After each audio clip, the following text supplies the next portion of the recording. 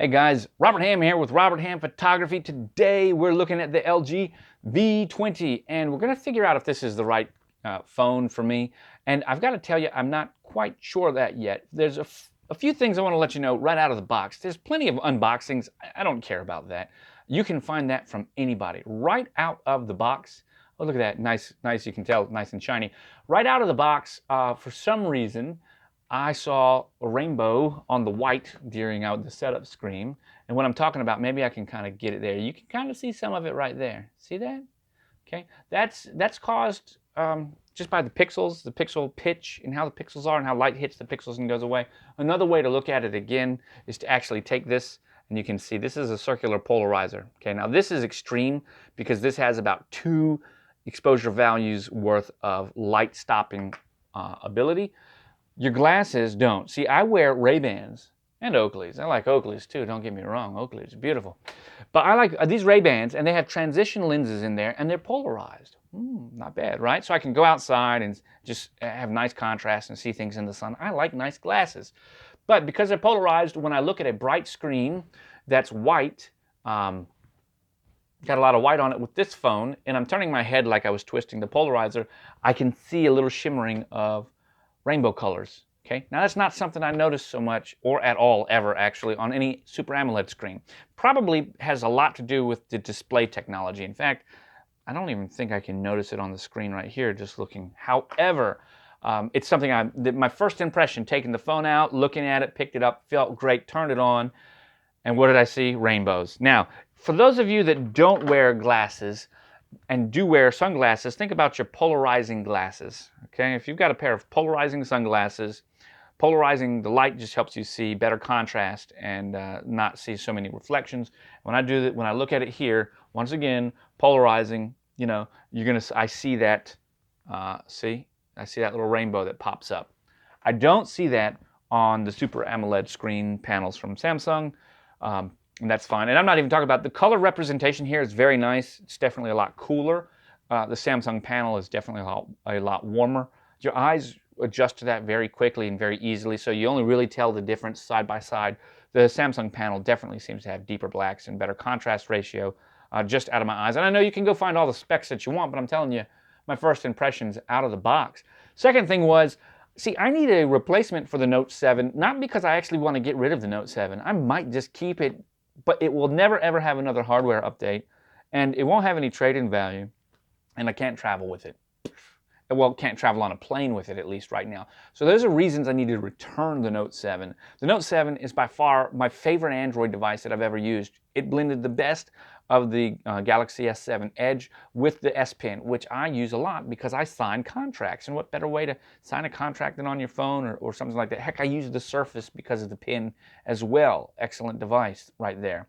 And you see the Mac in the background. So what I'm trying to tell you is there's no tech whoring going on here. What's going on is I use what works for me.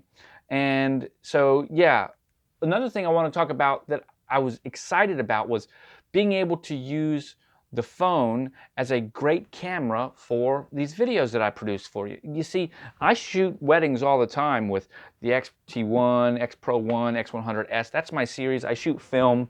You guys see the cameras back there too. And I record audio all the time. And I got my H5N by Zune right here. Zune has done an excellent job. So I'm all the time recording and doing something. And one of the reasons that I decided to try the LG V20 was because of the sweet audio setup.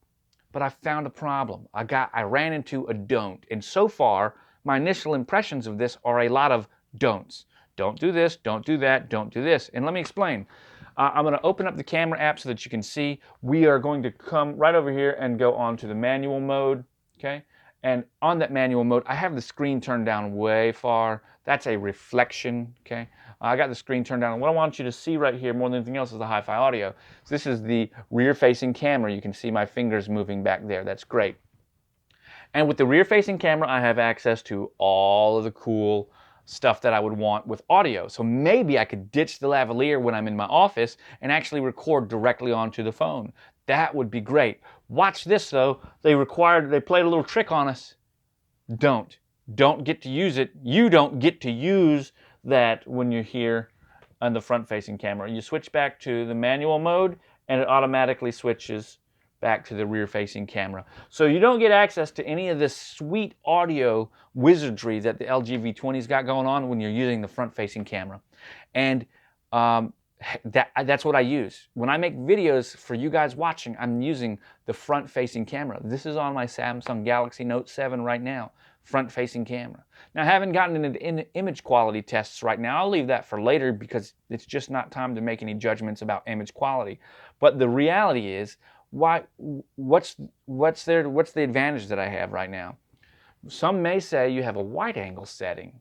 That's great. It's a 5-megapixel camera on there. And when you go from wide angle to telephoto, you're cropping into roughly 3.5 megapixels.